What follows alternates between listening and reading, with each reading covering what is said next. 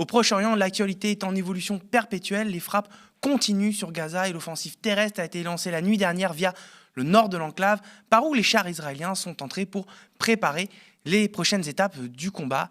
Je cite Benyamin Netanyahou, sans que celui-ci n'en dise davantage. Benyamin Netanyahou, son gouvernement, l'État israélien, vous le savez, puisqu'on le relaie ici souvent, sont considérés comme le principal ou un des principaux responsables de cette situation en Palestine occupée. L'extrême droitisation, voire la fascisation du gouvernement qui a vu entrer en son sein des suprémacistes, a largement contribué à enflammer la dite situation. Pourtant, d'aucuns qualifient le gouvernement israélien de démocratique. Une lecture qui permet en outre de binariser un petit peu les débats. Israël serait une gentille démocratie, la bande de Gaza, gouvernée par la branche politique du Hamas, serait de son côté une dictature islamiste et terroriste. Bref, Emmanuel Macron, d'ailleurs, jamais à une approximation près, a aussi parlé en ces termes lors de la conférence de presse qu'il a donnée à Tel Aviv mardi 24 octobre. Je vous propose de l'écouter. Je propose à nos partenaires internationaux, je l'ai évoqué avec vous ce matin, que nous puissions bâtir une coalition régionale et internationale pour lutter contre les groupes terroristes qui nous menacent tous. Je pense que c'est l'intérêt d'Israël, de sa sécurité, celle aussi de plusieurs de vos voisins menacés par ces mêmes groupes ou des groupes voisins. La lutte doit être sans merci, mais pas sans règles. Car nous sommes des démocraties qui luttons contre des terroristes. Des démocraties, donc, qui respectent le droit de la guerre et assurent l'accès humanitaire.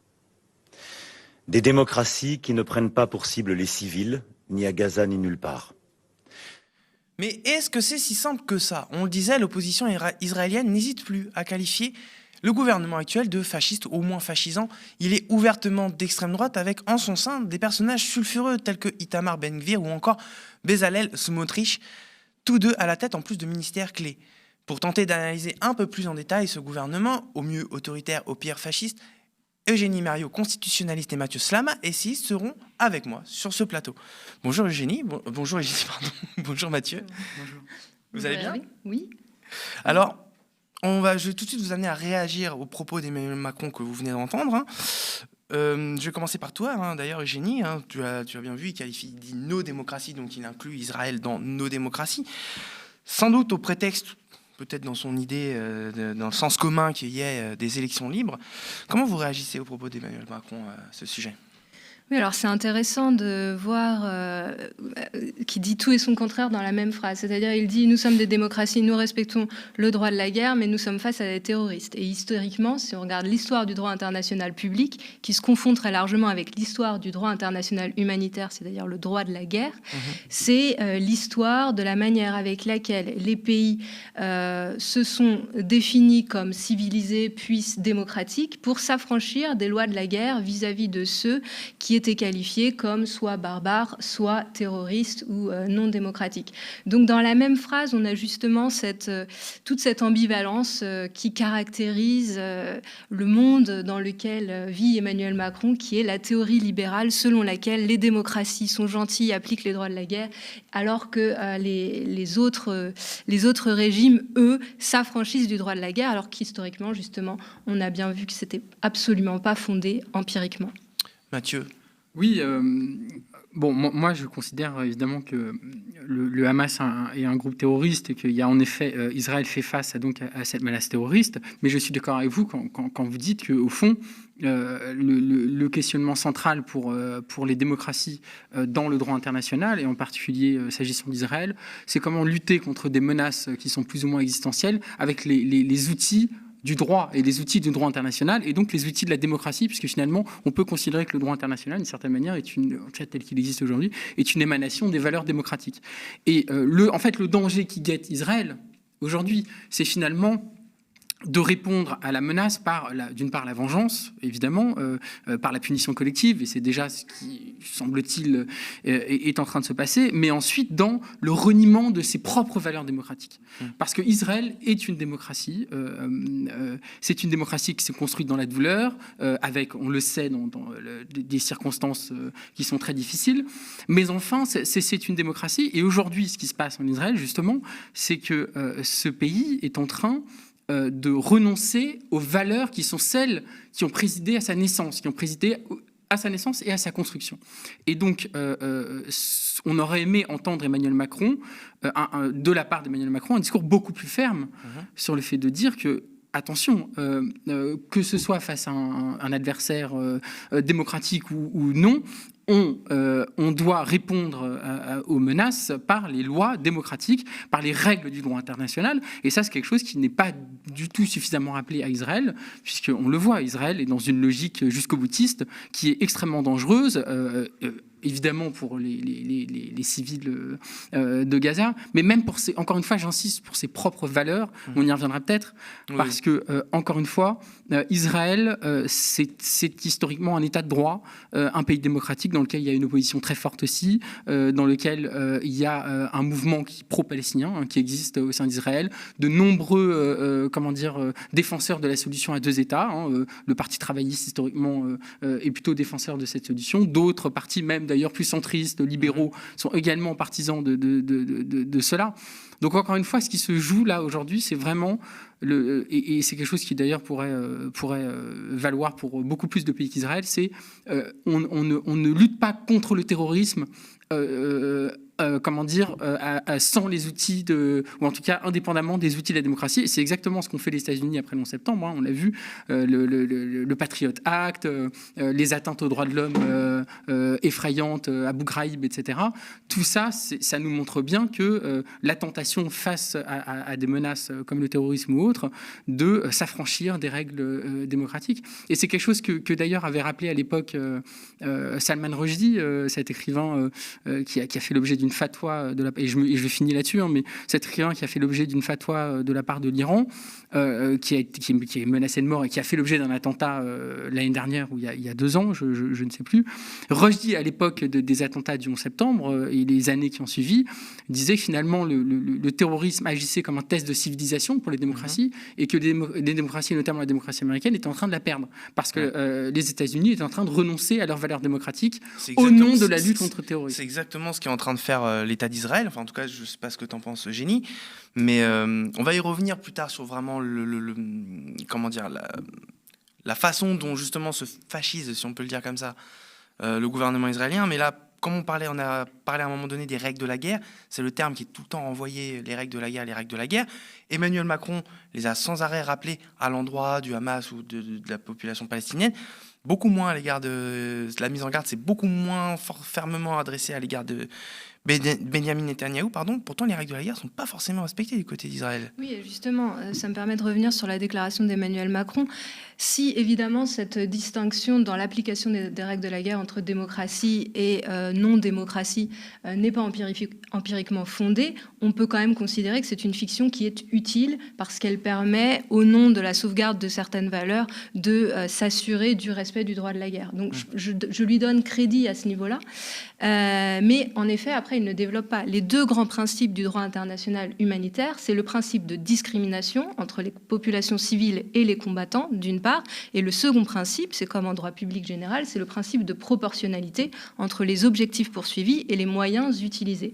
Donc on voit bien ici qu'on a largement que les atteintes aux droits de la guerre de la part d'Israël sont largement caractérisées, que ce soit au niveau du principe de discrimination ou au niveau du principe de proportionnalité, c'est-à-dire les conventions de La Haye et de Genève, toutes 2 prises ensemble. Et puis il y a l'ONU aussi, Mathieu, peut-être tu voudrais réagir là-dessus, qui le dit aussi, qui parle aussi, qui n'hésite pas, et d'ailleurs c'est pas la première fois, lors des raids massifs qui avaient eu lieu en 2008 et en 2009, qui avaient fait déjà beaucoup de morts, je sais pas, genre quelque chose comme 1500-2000 morts, l'ONU n'hésite pas à employer le vocable crime de guerre pour parler des actions israéliennes.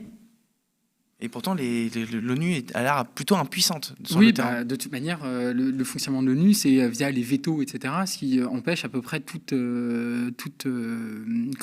décision d'être réellement prise. Et on l'a vu là récemment. Non, oui, le secrétaire général de l'ONU, Antonio Guterres, a tenu, je trouve, un discours plutôt de raison, évidemment condamnant sans réserve les attentats terroristes du 7 octobre du Hamas, mais en rappelant évidemment le contexte qui est celui de l'atteinte atteinte aux droits fondamentaux des Palestiniens depuis des décennies, d'une part, et puis deuxièmement, en alertant sur le risque que la riposte israélienne soit disproportionnée, non pas disproportionnée au regard des atrocités commises par le Hamas, qui sont encore une fois des crimes contre l'humanité et qui doivent être perçus comme tels, à mon sens, mais disproportion par rapport aux victimes civiles que cela allait occasionner, notamment à Gaza. Et on voit aujourd'hui, alors c'est très compliqué parce que les chiffres qu'on a sont les chiffres qui sont donnés par le Hamas, mais on voit bien de manière générale, on voit bien que la riposte israélienne déjà ressemble à une forme de punition collective, ou en tout cas bafoue un certain nombre de droits, comme vous l'avez rappelé, qui sont le droit humanitaire élémentaire. Ça ressemble à un châtiment. D'ailleurs, il y a une rhétorique dans laquelle est en train de se glisser Benjamin Netanyahou, qui fait peut-être un peu peur et qui fait d'ailleurs beaucoup penser à celle employée par George W. Bush après les attentats du 11 septembre.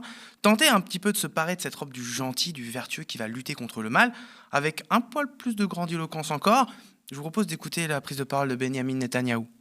Our war against Hamas is a test for all of humanity. It is a struggle between the axis of evil of Iran, Hezbollah, and Hamas, and the axis of freedom and progress. We are the people of the light. They are the people of darkness, and light shall triumph over darkness. Alors désolé, le magnéto n'était pas sous-titré, mais pour ceux qui n'ont pas très bien compris, je traduis. En gros, Israël, c'est le peuple de la lumière qui sont contre le peuple des ténèbres. C'est un petit peu comme ça qu'Israël va légitimer une militarisation accrue de son fonctionnement d'État.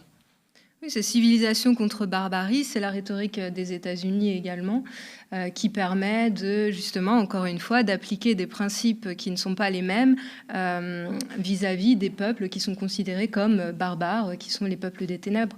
Donc c'est aussi vieux que l'histoire, encore une fois, du droit international humanitaire, lorsque les Espagnols et les Portugais sont partis dans les Indes, ce qu'ils appelaient les Indes, et qu'ils se sont dit, est-ce qu'on doit les considérer avec humanité ou non ? Et on va trouver des moyens pour ne pas les considérer comme des humains, ce qui va nous permettre de les anéantir. Et donc la rhétorique a changé au fil des ans, mais on est toujours sur ce même type de fonctionnement pour justifier des exactions. Donc ça me paraît tout à fait dans la ligne droite de ce qu'ont fait les États-Unis depuis le 11 septembre.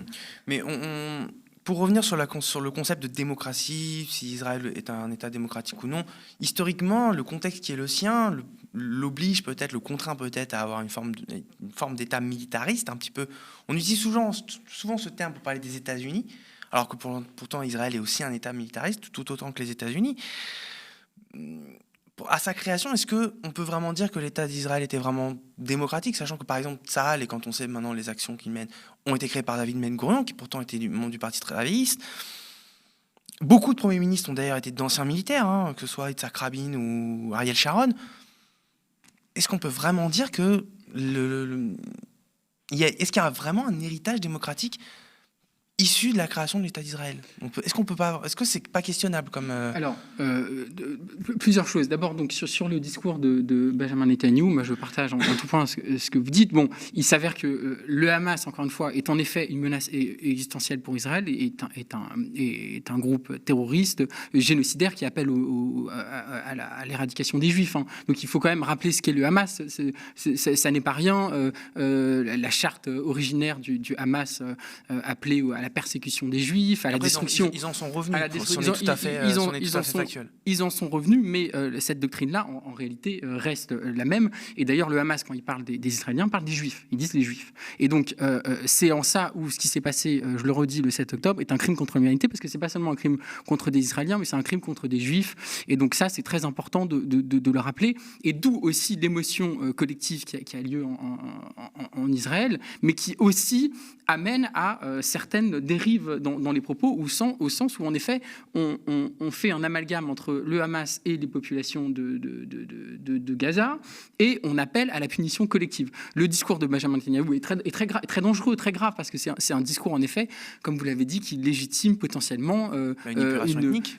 Alors, moi, j'emploierais pas ce terme. Le terme est employé même par de nombreux experts. Oui, mais moi, je ne le fais pas mien du tout. Je pense que c'est un terme impropre. Mais en revanche, des massacres très graves et très importants, touchant des civils. Et finalement, il y aurait un discours qui s'installerait au sein de certaines personnes qui considéraient que finalement, les Gazaouis seraient eux-mêmes responsables également de ces massacres et donc mériteraient une punition collective. Et ça, c'est une logique qui est celle d'un certain nombre de personnes, notamment à l'extrême droite israélienne, et qui est tout à fait inquiétante et tout à fait dangereuse. Donc, pour revenir à votre question,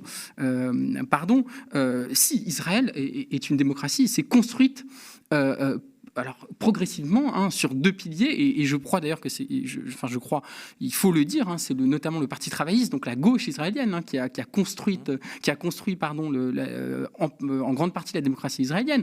L'État-providence qui s'est progressivement développé en Israël au fil des décennies à partir de sa création, et puis l'État de droit. Les libertés fondamentales, tout l'édifice démocratique israélien, qui également doit principalement à la gauche israélienne, au Parti travailliste, qui aujourd'hui est réduit à peau de chagrin, qui n'a plus aucune influence, qui vaut plus rien, qui ne vaut plus rien. Et ça doit énormément nous inquiéter. Peut-être depuis la mort d'Yitzhak Rabin. Et en partie, mais pas seulement. Et on voit bien une droitisation de la société israélienne qui est évidente et qui est matérialisée par ce gouvernement. On n'a jamais eu un gouvernement aussi à droite en Israël depuis sa création, donc ça c'est évident. Mais enfin, il y a eu une démocratie israélienne qui s'est patiemment construite. Alors évidemment, avec la situation que l'on connaît par rapport aux Palestiniens, avec la violation des droits des Palestiniens de plus en plus forte au fil des décennies, avec évidemment tous les colonies en Cisjordanie, etc. Ces violations, si je peux me permettre excuse-moi, je te coupe là-dessus. Les expulsions de Palestiniens, c'est depuis le début. Oui, bien sûr. Eugénie, peut-être que toi, tu veux réagir à cette conception-là en qualité de constitutionnaliste. Est-ce que historiquement, Israël est une démocratie ? Alors, on peut questionner la question. Est-ce que c'est une démocratie ? Est-ce que ce n'est pas une démocratie ? Je ne sais pas si c'est vraiment ça l'important dans ce qui nous intéresse. En fait, moi, je voudrais peut-être revenir sur ce qui est en train de se passer en Israël. Et Israël, c'est un pays qui n'a pas de constitution écrite au départ. Donc en 1948, il y avait une assemblée constituante, la première Knesset. Elle n'a pas fait cette constitution parce que c'était trop difficile de se mettre d'accord. Et donc, on a un système à la britannique avec des textes épars qui ont peu à peu été accumulés les uns après les autres, les lois fondamentales. Mais et donc la Cour suprême a joué un rôle très très important dans l'édification de l'État de droit et a été historiquement le garde-fou de la démocratie israélienne, mais d'une manière qui ne s'est pas faite sans heurts. Et on voit aujourd'hui le retour de bâton, puisque c'est cette Cour suprême-là qui maintenant est dans le viseur de Netanyahou, du gouvernement de Netanyahou. Et alors moi, ce que j'entends souvent dans les différents médias, c'est que cette Cour suprême, c'est vraiment le défenseur des libertés. C'est pas vraiment le cas, parce que cette Cour suprême, depuis le départ, donc, elle s'est octroyée un pouvoir de contrôle de constitutionnalité des lois, un petit peu comme avait fait la Cour suprême aux États-Unis en 1803 ou la France, le Conseil constitutionnel en 1971. Et elle s'est donnée pour rôle de défendre le caractère juif et démocratique de l'État d'Israël. Donc ça a été, c'est historiquement sa mission, et son Marbury contre Madison, c'est vraiment ça. Et en 2018, lorsque le gouvernement a fait passer cette loi Israël, État-nation du peuple juif, il y a eu énormément de pétitions contestant la constitutionnalité de cette loi fondamentale. Et qu'a dit la Cour suprême ? Elle a rejeté toutes les pétitions en inconstitutionnalité. Donc elle est quand même la gardienne de ce caractère très très militant de l'identité constitutionnelle israélienne. Et ce faisant, elle maintient cet ordre-là. Et quand, évidemment, elle est aussi, dans une certaine mesure, gardienne des libertés. Il y a plusieurs affaires où elle a fait des jugements favorables aux droits des Palestiniens et aux droits des populations arabes israéliennes. Mais enfin, en règle générale, c'est quand même une cour qui est qui est la gardienne de cette identité constitutionnelle là. Et en plus, au niveau démocratique, il faut quand même bien se rendre compte que c'est une cour qui s'est octroyé ce pouvoir de contrôle de constitutionnalité, alors qu'au départ, c'était la souveraineté du Parlement, et qu'ensuite, non seulement elle a dit, bon, maintenant, on a une constitution, même si on n'a jamais rédigé de constitution, ce sont telle loi, telle loi, telle loi, telle loi, ce sont des lois qui ne peuvent plus être révisées par la Knesset, mais en plus, elle a dit, il y a des dispositions intangibles de cette constitution qui ne peuvent pas être révisées même avec des supermajorités, c'est-à-dire, en fait, elle s'est octroyée, dans une certaine mesure, le pouvoir constituant qui était détenu par la Knesset.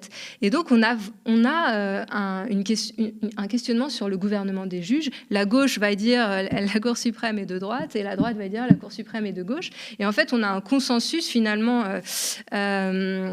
démocratique libéral qui est complètement terminé en Israël, à l'image de ce qui se passe un petit peu partout dans le monde, d'ailleurs, finalement.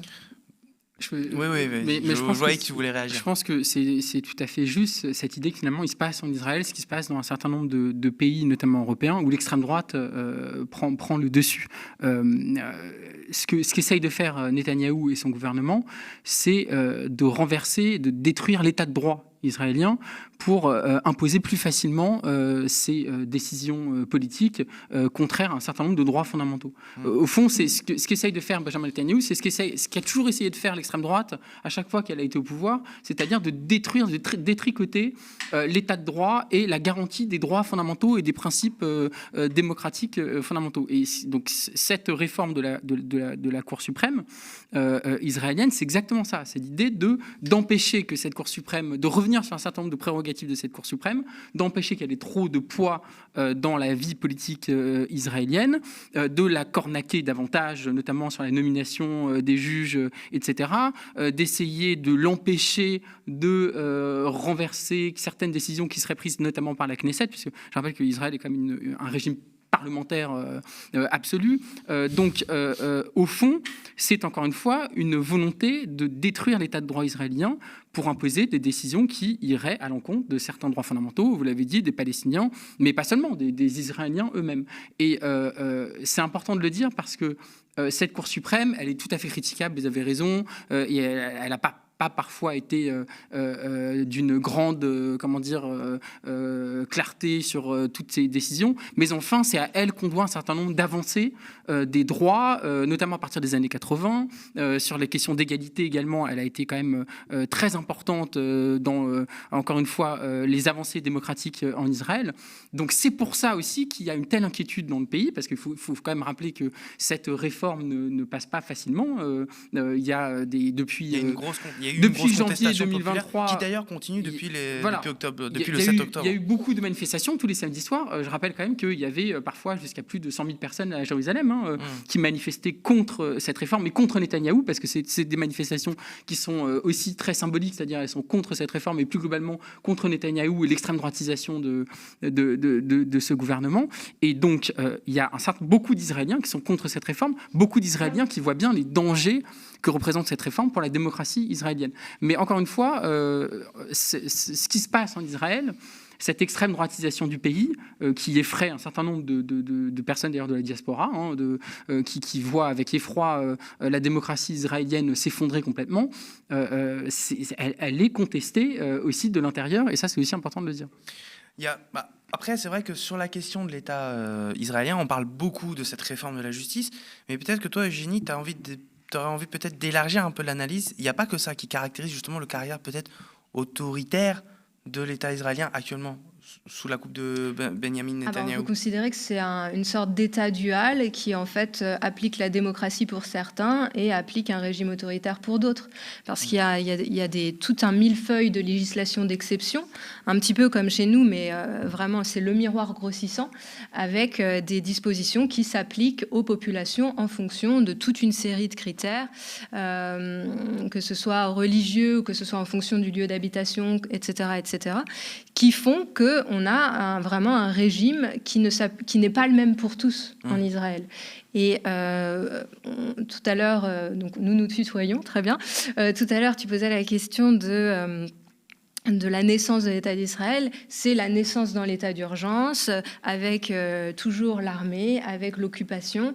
Et finalement, ça ressemble un petit peu à notre histoire aussi en France, une naissance d'une 5e République très très proche qui doit quand même beaucoup à un état d'urgence et avec un militaire à sa tête. Et puis cette question de aussi de la guerre d'Algérie. Donc je pense que, évidemment, ce sont des origines qui marquent un régime et ensuite qui impriment une certaine lecture aux institutions. C'est ça, mais est-ce qu'il n'y a pas quand même un cheminement, Mathieu, je ne sais pas ce que tu en penses, qui conduisait peut-être inéluctablement à ce que l'État d'Israël devienne ce qu'il est, même s'il a été fondé par le Parti travailliste.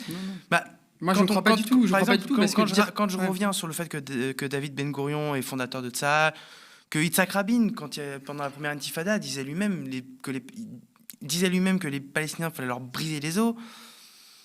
Est-ce qu'il n'y a pas quand même... Non, parce que dire ça, je vais vous dire pourquoi. Ce qui me dérange dans votre question, mais qui est tout à fait légitime, mais ce qui me dérange cette question, c'est qu'au fond, elle remet en cause la légitimité même de l'existence d'Israël en tant que pays démocratique. C'est pas tellement la rhétorique, c'est plutôt est-ce qu'il n'y a pas un cheminement politique qui conduisait inévitablement là où on en est. Voilà, mais justement, ce que moi, ma réponse, c'est que dire ça, c'est au fond de dire qu'il y a, dès le départ, dans la création de l'État d'Israël, une dérive autoritaire inéluctable et donc qui remettra en cause les fondements même de la création d'Israël. Moi, je ne crois pas ça. Je crois en effet qu'il y a des circonstances qui font qu'Israël a dû se militariser et s'est construite sur à la fois une dimension démocratique, mais aussi une dimension quelque peu autoritaire. Et là-dessus, je rejoins complètement votre analyse qui est assez... et le parallèle que vous faites avec la 5e République. Peut-être qu'on y reviendra dans le débat d'après. Mais enfin, il y a eu aussi au sein d'Israël des personnalités, des mouvements politiques, des mouvements au sein de la société civile qui défendaient la création d'un État palestinien, qui s'est toujours opposé à la colonisation, qui s'opposait à la violation des droits fondamentaux des Palestiniens. Bref, tout un mouvement en fait humaniste, progressiste. D'ailleurs, cette dimension progressiste, humaniste de gauche d'Israël, on le voit dans les kibboutz. Les kibboutz, c'est une sorte d'utopie socialiste. C'était presque autonome de l'État. Voilà. Donc ça existe depuis le départ. Et c'est très important de le dire parce qu'au fond, il y a en effet cette dualité au sein d'Israël, en effet, mais il y a aussi cette dimension humaniste qui défend l'existence d'un État palestinien autonome aux côtés d'Israël et que la voie qui est prise par Israël depuis quelques années, peut-être depuis quelques décennies, mais encore plus depuis quelques années, elle est terrifiante aussi parce qu'au fond, elle est, selon moi, une négation de l'esprit humaniste qui a présidé chez certains défenseurs de l'État d'Israël depuis sa naissance. Et il y a toujours eu un sionisme de gauche, encore une fois, et c'est ça, moi, qui m'inquiète beaucoup dans ce qui se passe aujourd'hui, c'est finalement que Israël se trahit elle-même. Voilà. Et c'est ça qui est pour moi le plus désolant dans tout ce qui se passe. Mais est-ce que cette contradiction, justement, État juif et démocratique, en tout cas, c'est cette dualité c'est les années 90, mais même dans les années 60, dans les années 70, est-ce que c'est pas cette conception militante d'une démocratie ethnique, en tout cas religieuse, qui, de toute façon, ne peut mener qu'à des dérives autoritaires? Et d'ailleurs, je voudrais dire à ce sujet-là que les partis politiques et surtout les candidats qui se présentent aux élections en Israël, il y a des conditions, et notamment celui de respecter l'identité constitutionnelle israélienne, c'est-à-dire de ne pas renier le caractère juif et démocratique d'Israël. Alors on peut faire deux interprétations, soit c'est la démocratie militante pour protéger la démocratie israélienne de candidats qui seraient populistes antidémocratiques, mais aussi, justement, ça a été interprété, même si la Cour suprême ne l'a pas interprété de façon libérale, mais c'est de plus en plus interprété comme interdisant les partis politiques ou les candidats qui réclament davantage la fin de la colonisation. Voilà, c'est en tout cas ce que veut le gouvernement. Jusqu'alors, la Cour suprême a eu une interprétation plutôt libérale, mais le gouvernement veut changer ça, évidemment. C'est peut-être effectivement cette deuxième interprétation-là qui peut justifier pour le gouvernement israélien actuel de renforcer en tout cas l'aspect apartheid de son gouvernement, de sa fonction, de son fonctionnement étatique, peut-être. Moi, encore une fois, je pense que la dérive actuelle vient en effet en partie aussi d'une ethnicisation de la conception d'Israël. Il y a deux partis aujourd'hui au sein du gouvernement de Benjamin Netanyahou qui sont fondamentalistes et qui ont une conception d'Israël purement ethnique, religieuse et excluante. Ça, évidemment, c'est tout à fait problématique et il faut le regarder en face. Il y a un mouvement au sein de la société israélienne, en effet, qui va vers cette tendance-là, qui est tout à fait intolérante et globalisante et antilibérale au sens du libéralisme politique. Mais cette conception-là, encore une fois, n'est pas celle historique de la gauche israélienne, du Parti travailliste et des autres mouvements, même au sein de la société civile, qui ont toujours vu Israël comme un pays multiculturel. Un pays multiculturel au sein duquel toutes les ethnies, les cultures ou quoi que ce soit pouvaient cohabiter. Et c'est aussi cette vision qui était peut-être quelque peu utopiste, j'en sais rien, mais c'est cette vision-là aussi qui aujourd'hui perd énormément de terrain.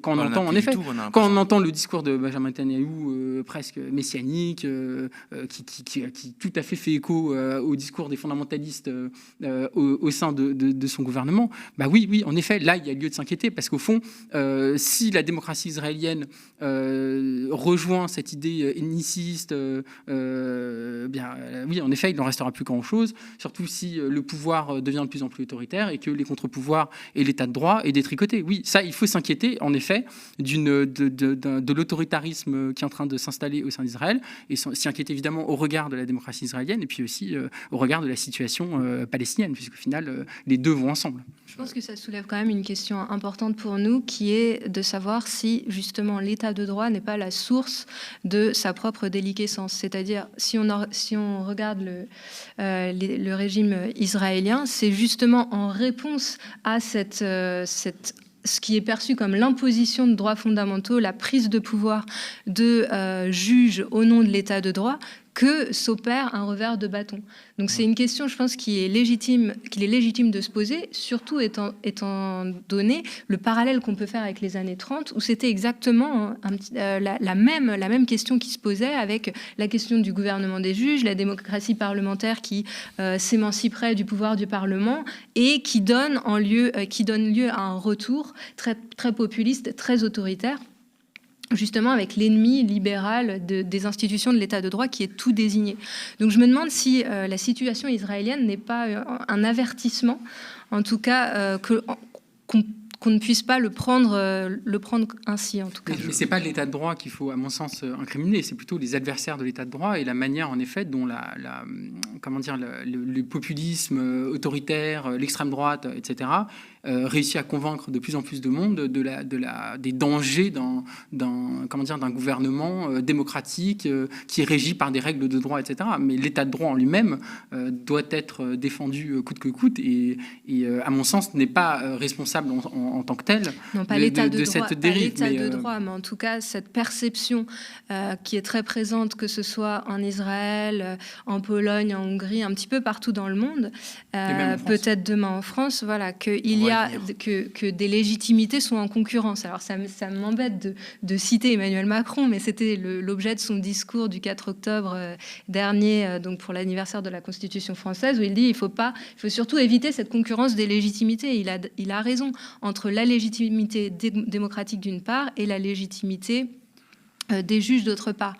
Où là, justement, c'est dans ce conflit de légitimité que s'engouffrent les dérives populistes, les dérives autoritaires. En tout cas, c'est un débat vraiment passionnant. Merci à vous deux pour cet échange, mais on va passer au deuxième sujet de ce fond de l'info. Magnéto. Je crois qu'il y a eu une dérive du côté israélien qui me paraît incontestable. Vous avez l'entrée au gouvernement de personnalités d'extrême droite. Alors, désolé, c'était pas le bon Magnéto. On va passer au bon Magnéto cette fois, promis. Sur le fondement de l'article 49, alinéa 3 de la Constitution, j'engage la responsabilité de mon gouvernement sur la deuxième partie du projet de loi de financement de la sécurité sociale pour 2024. Je vous remercie. Voilà, c'était le bon magnéto. Désolé, les aléas du direct. On a rapidement parlé en début d'émission, et l'actualité proche-orientale sature tellement l'actualité. Et c'est de notre faute aussi, on en a longuement parlé là dans Son de l'info. Et du coup, ça semble passer totalement inaperçu. C'est le 14e 49.3 déclenché hier par Elisabeth Borne à l'Assemblée nationale. Cela concernait en plus le volet recettes du projet de loi de financement de la sécurité sociale, qui peut éventuellement donc inclure des levées d'impôts. Et comme pour le PLF 2023, voté en 2022 l'année dernière, les budgets n'ont même plus le luxe d'être votés tel que le prévoit la démocratie parlementaire. Un déni de démocratie de plus, Eugénie ? Alors, c'est constitutionnel, absolument, d'utiliser le 49 alinéa 3. En 2008, on a fait une révision constitutionnelle qui limitait à 1 pour les lois ordinaires. Mais bon, il y a plein de moyens de tout de même utiliser le 49 alinéa 3 pour les lois de financement de la sécurité sociale, les lois de finances, et sinon pour les sessions extraordinaires. Donc, le gouvernement a utilisé tous les moyens possibles pour ce 49 alinéa, pour utiliser tous les moyens de la Constitution. Et c'est en ligne, en conformité totale avec ce qu'a dit Emmanuel Macron justement au moment de son discours devant les juges constitutionnels le 4 octobre dernier, où il a dit « Nous avons une constitution parfaite ». Alors, pas exactement, je vais donner la citation exacte, c'est « Nous avons, la Ve République, clos la quête du bon gouvernement ». Donc, nous avons atteint la fin de l'histoire. Et tout ce qu'il y a dans la Constitution est démocratique. Et il faut utiliser tous les moyens qui sont mis à notre disposition. Donc une tautologie en fait entre constitutionnel et démocratique qui ferme la voie, depuis le début, voilà, qui ferme la voie à tous les débats et qui clôt la question de la révision constitutionnelle ou de la 6e République. Qui est déjà de toute façon très difficile à obtenir via l'Assemblée nationale. Mathieu, en plus c'est très facile à contrecarrer comme argument ça, genre le Chili de Pinochet avait une constitution. Oui, c'est pas parce qu'une constitution existe qu'elle est démocratique et qu'elle est bonne et qu'elle est formidable. Et le légal n'est pas forcément légitime. Enfin bon, tout ça c'est assez évident et c'est évidemment quelque chose. Pas pour tout le monde manifestement. Voilà. Et encore, Emmanuel Macron se prétend être légaliste, mais il n'est pas totalement. Donc en plus, bref, il trahit ses propres idéaux. Mais passons. Moi, ce qui me frappe dans cette séquence, c'est, vous l'avez dit, ça passe inaperçu. C'est-à-dire que maintenant, le fait qu'un budget, tous les budgets passent par le 49.3. Ça fait l'objet d'un filet dans les news, sur les réseaux sociaux, puis on passe à autre chose. C'est devenu une normalité de voter les budgets. Alors là, c'est le budget de la sécurité sociale ou le budget correctif ou je sais pas quoi, mais bon, en tout cas, c'est un budget, donc c'est quand même important. Le budget, c'est ce qui permet de gouverner un pays normalement. Et donc voilà. C'est ce qui va déterminer aussi la qualité de nos services publics, tout un tas de choses. Voilà, exactement. Donc le budget le PLF, le PLFSS et tous les textes budgétaires maintenant seront passés par 49.3, c'est quasiment sûr. Donc évidemment, là, on se retrouve dans une situation où jusqu'en 2027, il me semble, il va y avoir une démocratie dans laquelle les principaux textes de loi seront votés selon des procédures qui sont tout à fait selon moi antidémocratiques et qui permettent complètement de bypasser le Parlement, puisque le 49.3 ça permet d'éviter il faut rappeler, ça permet d'éviter les discussions parlementaires, ça permet d'éviter les amendements, toute la construction parlementaire d'un texte qui est si fondamentale dans une démocratie. Donc le 49.3 c'est pas seulement on met en jeu la responsabilité du gouvernement et tout va bien. Non, c'est beaucoup plus grave. C'est vraiment. En plus, on est vraiment sur le chat qui se mord la queue. Il y a un 49.3, il y a une motion de censure, un 49.3, il y a une motion de censure. Donc c'est tout à fait révélateur de la crise démocratique dans laquelle on est. Et je vous rejoins complètement sur ce point. La Ve République, ça n'a plus aucun sens aujourd'hui. La Ve République, c'est né dans le contexte d'une guerre coloniale. Ça a été fondé par un homme et son adjoint Michel Debré, des gens qui n'étaient pas des grands démocrates. Le général de Gaulle, quoi qu'on en pense, regarde son rôle historique, n'était pas un immense démocrate, c'était pas quelqu'un qui croyait au régime parlementaire, c'était pas un grand républicain ou quoi que ce soit. Et donc, de facto, cette constitution, qui a été réformée, amendée, ce qu'on veut, mais enfin, elle reste quand même sur ce fondement-là. On voit qu'elle est très autoritaire, qu'elle donne en fait des outils des moyens aux gouvernants qui sont démesurés, qui permettent de bypasser totalement le Parlement. Et donc la priorité, évidemment, ce serait une réforme constitutionnelle d'envergure qui donne beaucoup plus de pouvoir au Parlement, qui cornaque, qui limite beaucoup plus les pouvoirs de l'exécutif et qui aussi, je pense qu'il faut une réforme du Conseil constitutionnel pour garantir beaucoup plus son indépendance et lui donner plus de pouvoir également. Et ça, c'est bon. Ça, c'est mon avis personnel. Et c'est pas du tout le projet, parce que Emmanuel Macron a annoncé une réforme constitutionnelle qui, notamment, donnerait plus de possibilités pour le référendum. Voilà, notamment d'initiatives partagées, ou d'ouvrir les possibilités du recours au référendum, ce qui, moi, je trouve, est extrêmement dangereux, surtout dans le contexte populiste dans lequel on est, où les opinions publiques sont radicalisées, sont de plus en plus se droitisent énormément. Et donc, sur un certain nombre de sujets, je pense notamment à l'immigration et à la sécurité, si vous commencez à pouvoir faire des référendums sur ces sujets-là, vous imaginez un peu les dérives possibles en la matière. Et encore une fois, ça rejoindrait aussi la perte,